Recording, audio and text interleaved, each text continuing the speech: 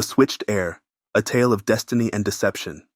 In the heart of a sprawling African kingdom, a story of destiny, deceit, and the unbreakable bonds of love began.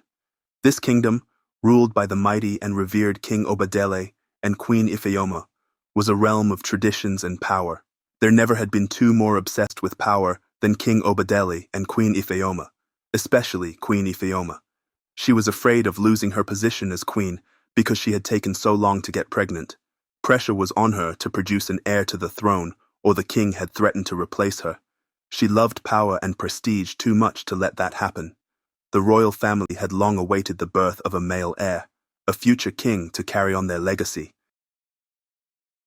Finally, she had gotten pregnant, and the months had gone by. When it was time, Queen Ifeoma, who looked young but was not a young woman, was rushed to the hospital to give birth. She desperately needed a son, a prince to assure the continuity of the throne, and she didn't know if she would be able to have another child in the future for all her lady issues. Therefore, this one had to be a boy. Yet, fate had other plans.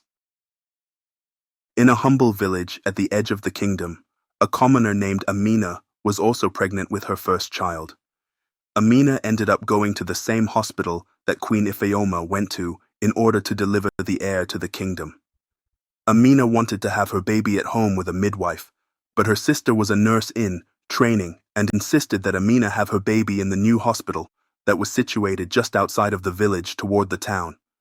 The two new mothers had never met and didn't even see each other that night as they were both rushed into labor and delivery. But what a coincidence to deliver their first babies on the same day. Amina's joy was boundless. As soon as the nurse brought the baby to her daughter, she named the little one Zara. This daughter was her first and only child and became her pride and joy. But Amina didn't have a daughter. She had a son, a deceitful and greedy nurse privy to the royal family's desperation and the commoner's birth of the brand new son, carried out a plan that was hatched by Queen Ifeoma. While both women were in recovery from giving birth, the nurse switched the babies, giving Amina the daughter and bestowing upon the royal family the son they so desperately needed. It is said that money changed hands at the hospital that night. The switch went unnoticed, and the lives of these babies, now living in each other's destinies, began to unfold. Years passed, and the kingdom flourished under the rule of King Obadele, with their son Prince Adewale as his heir. Adewale grew up in luxury, groomed to be a future king, unaware of his true origins, but the king and queen both knew. Sometimes they forgot and believed the boy prince to be their flesh and blood. Either way, he was their ticket to remain in power, and that was good enough for them. In the village, the girl named Zara blossomed, her presence a beacon of light and wisdom, despite the humble circumstances of her upbringing. One fateful day, when Zara was still a young girl, Amina's sister, who had become a full-fledged nurse, now worked in the hospital where Zara was born. She discovered the birth records and the switch. Amina had a son, and the king and queen gave birth to a daughter. She pieced together the puzzle and smuggled the documents out of the hospital. She brought them home and showed her sister Amina. She was no less shocked than Amina even while she told her the story, and revealed the switch with the legal documents to prove it. Even though she loved Zara, Amina was conflicted, but was determined to reclaim her son and reveal the truth. She approached the palace with her discovery. However, the royal family, desperate to maintain their power and lineage, saw her as a threat. One day when she was home alone, while Zara was at school, in a cold and ruthless act they silenced Amina permanently, ensuring that their secret would be buried, and they would maintain the throne of power. Yet they didn't know that Amina's sister still knew the truth and had the original documents proving it. Her aunt eventually told Zara that she was switched at birth, and that Zara really was a princess. Years passed, and fate once again intervened. Adewale, now a striking young prince, was drawn to the village during one of his ventures. There, he met Zara, a commoner whose beauty and intelligence captivated him. Despite the chasm of their social statuses, they fell in love, their hearts beating as one.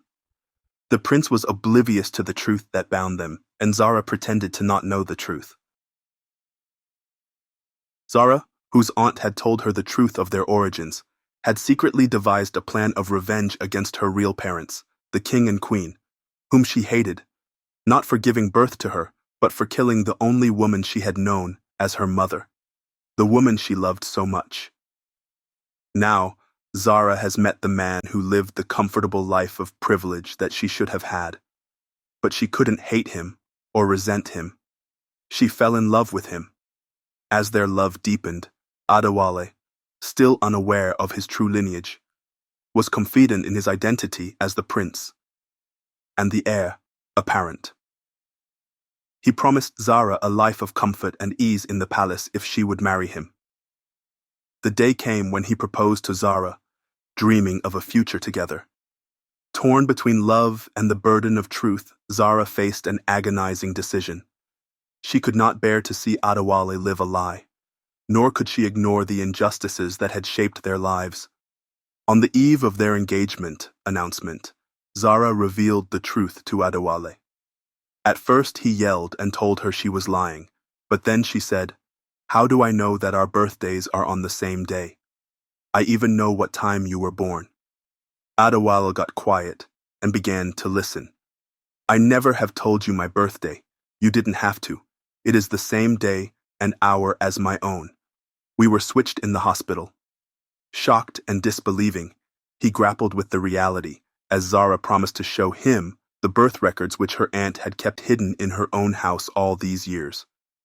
The woman he loved was not a commoner, but the true blood of the royal family. He was the one who was not a prince, but a commoner.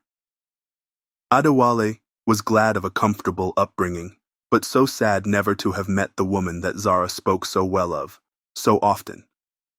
His real mother. "And what of my father?"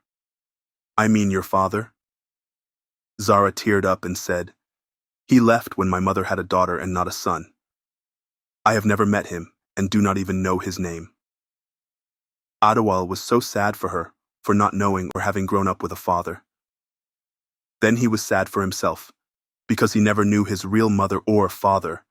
His life, built on deception, crumbled around him in what seemed like an instant. When Prince Adewale confronted the king and queen about this switch, and the cruel lie they had perpetrated for more than 25 years, at first they lied, and tried to convince him to keep believing the lie that he was their real son and the prince of the kingdom. But eventually, they realized that they had to confess the truth. The kingdom was thrown into turmoil. The revelation of the switched heirs threatened the stability of the throne and the loyalty of the people. King Obadele and Queen Ifeoma faced the consequences of their actions, their desperation for a male heir, and the lengths they went through to protect the original lie now put a dark stain on their legacy. Zara and Adewale, despite the chaos, stood united. They vowed to bring justice to Amina's memory and to reshape the kingdom with truth and compassion. In an unprecedented act, the ruling king and queen were arrested for murder of Zara's mother, Amina, and taken into custody. Adewale, relinquishing his claim to the throne, since he was not of royal blood, he called for a council of elders to establish a fair means of succession, one that would honor history and not bring disgrace to the kingdom. Zara, who was the real princess of the kingdom, became queen and ascended to the throne. She took Adewale to be her husband, and he became king after all. In the end, the kingdom emerged stronger, its people inspired by the courage of Zara and Adewale. Their love, tested by destiny and deception, became a beacon of hope and resilience. The story of the switched heirs, once a tale of sorrow, transformed into a legend of love and justice, echoing through the generations. And thus, in the heart of the African kingdom, the legacy of Zara and Adewale lived on, a testament to the power of truth and the enduring strength of love. Their beginnings were the cause of their happily ever after.